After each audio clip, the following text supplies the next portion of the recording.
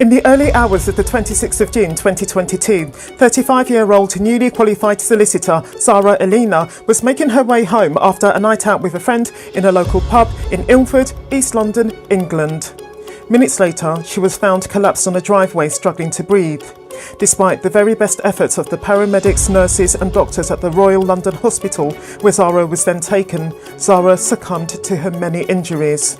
Not only did 29-year-old Jordan McSweeney, who sexually assaulted Zara and then stomped her to death, have a long history of violent crimes, he was, at the time of his prolonged attack on Zara, meant to be back in prison. Now viewer, if I've got you hooked on the story so far, do subscribe, give the video a like, drop a comment when you're ready and donate. Hit the thanks button below, I'll appreciate you.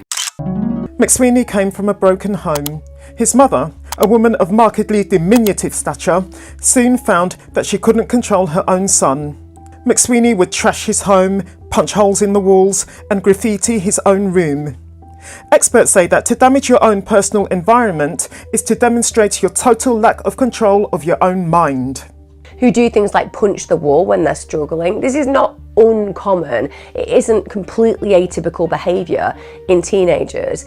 But when we're talking about the fact that he refuses to accept rules, when we're talking about the fact that even in his own home, in his own territory, his own bedroom, he just isn't concerned with respecting it at all, it just demonstrates very poor control, because he isn't even able to consider the reality of him damaging that space is actually damaging his own comfort. I have first-hand insight into another such violent thug. By this point, the family were in no less than their third publicly funded home, having lost the first two because of John's behaviour. John would trash every home they had when his mother refused to give him whatever he wanted, which was usually money. John's arrests, moreover, were now coming thick and fast. McSweeney's former neighbours described McSweeney as a little turd. His childhood friends may well say the same, since McSweeney frequently stole from them. This is in addition to his getting into fights, getting high on drugs and getting drunk. It should be noted that whenever McSweeney took drugs, he grew violent. From the age of 13, McSweeney was in and out of prison. Many of the homes that he burgled, for instance, were in his own street. His many violent crimes also earned him jail time naturally. As he progressed into the adult prison system, McSweeney soon earned either the respect or fear, or both, of his fellow inmates. This was on account of his reputation for violence and on account of his ongoing aggression. McSweeney saw himself as a master of violence, and he was proud of that. To be exact, before his attack on Zara, in which he kept leaving and returning to stamp all over her head and body and try to strangle her, McSweeney had racked up no fewer than 28 convictions pertaining to all of 69 crimes dating back to 2006. I've alluded to McSweeney's continued enacting of violence whenever he went to prison. The improvised weapon with which he attacked other inmates was intended for that purpose. If, as I'm led to believe, McSweeney ever claimed in his defence that it was simply for his own protection, thankfully nobody ever believed him. If you want some more concrete figures, between the 2nd of August 2012 and the 17th of April 2022, McSweeney was, while in prison itself, reported for a total of 102 incidents. Separately to his serious assaults on other prisoners, McSweeney was charged for his involvement in the 2014 Swaleside prison riot. He appears not to have been the one to stab a prison guard in the head in that incident. It was possibly the other inmate who was charged in connection with the riot. The riot was only brought to an end when specialist SAS soldiers, along with the riot squad, turned up and intervened. Some of the damage that McSweeney caused to the prison, whose cost was estimated at between £5,000 and £15,000, came from the fire that he started. Someone who had, as a child, vandalised his own bedroom, McSweeney set fire to his own cell. McSweeney has only a few brain cells and they're all at battle with one another, which is why, as opposed to damaging outside of his cell, he was like, maybe I'll just set my own cell on fire so I have literally nowhere to sleep, and maybe I can just lose all my possessions in there. Again, I have first-hand insights into another prisoner who is serving 2 life terms for attempted murder, who, like McSweeney, saw fit at one point to set his cell ablaze.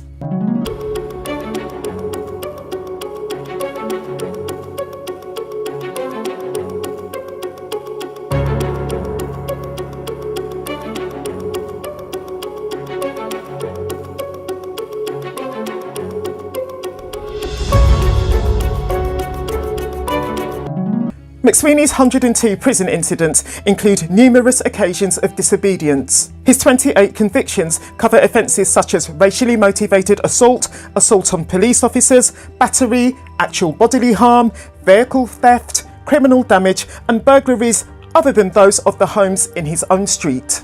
McSweeney committed a number of these offences while out on bail. In the course of his assault against his partner, for which he was jailed in 2010 at the age of 17, McSweeney pushed the woman downstairs, pulled her hair and strangled her, but thankfully didn't kill her. As far as McSweeney was concerned, it served his girlfriend right for going on. That's what had made McSweeney lose his temper with her. McSweeney was kicked out of the Great Spoon of Ilford, a pub, on the evening of the 25th of June 2022 for sexually harassing female customers and female members of staff. McSweeney had been physical with the women and hadn't, as usual, cared about the consequences of his actions.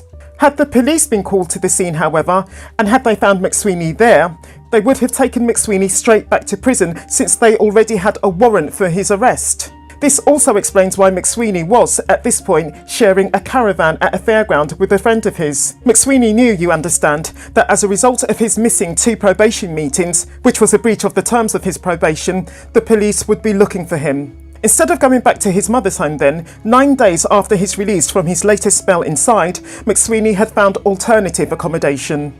In a rather cruel twist of fate, Zara Aleena was drinking with a friend in the same pub at the same time as McSweeney. She also subsequently declined a lift home in a taxi with her friend. She lived only minutes away and felt safe walking back home alone, exactly as she had done on countless occasions before. After being ejected from the pub, McSweeney followed the first of his potential targets for the violence which, even in his obvious state of drunkenness, he was determined to carry out for 20 minutes. When the woman emerged from the shop that she'd entered in a bid to escape McSweeney, she found, to her horror, that McSweeney had not, as she had hoped, gone away. Prior to this, McSweeney hadn't cared that there were a number of people around as he stalked the woman, with his arms flapping up and down to help him stay balanced, presumably, intoxicated as he was. The woman was clearly right to try, on realising that he was following her to escape him. She must have been horrified likewise to see McSweeney, who had waited in clear view outside the shop, come into the shop to continue to follow her.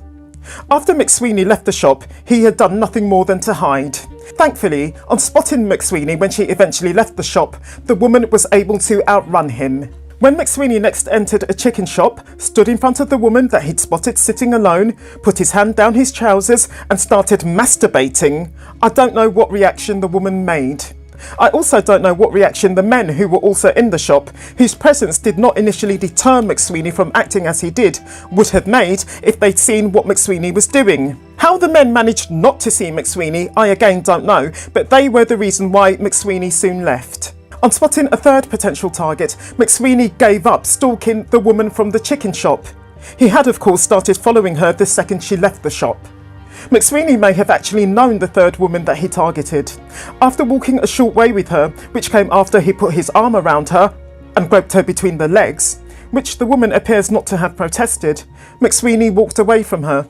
His fourth target escaped him by crossing to the other side of the road and then entering a property. McSweeney's fifth target was Zara Aleena. Zara's screams are what made one or more of her neighbours call the emergency services. I agree with Emma Kenny though, who says that the neighbours should have had the courage to come out of their homes and rush to Zara's assistance, whatever the consequences may have been. I'm going to be honest with you, if you hear a girl or a woman screaming close to you, open your windows, get out of your door, arm yourself with something so that you can threaten them. And regarding the potential consequences, a well-known psychologist, Emma Kenny, says that violent criminals usually only want to hurt the person that they've chosen to attack.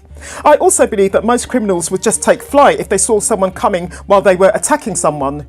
The probation service and the police are both being investigated, I believe, over their failure to get McSweeney back into custody after he missed his probation meetings. Given McSweeney's vast history of violence, and given his habit of offending even while out on bail or out on parole, God only knows why he didn't get life imprisonment with no possibility of parole for murdering Zara. For these and other reasons, to me, McSweeney's 38-year prison term just isn't long enough.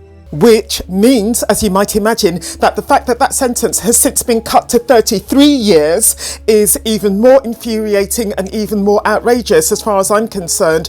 They reduced it because they said that the 38 years was what they call in law manifestly excessive, since in a period of the time of the perpetrator's attack on the victim was unconscious and therefore she couldn't feel the pain that he was inflicting on her. The victim was only unconscious because of the violence that he inflicted on her to begin with, violence that he had no right to inflict on her. Anyway, if this video has gripped you, I recommend you to watch this one next. I'll meet you there.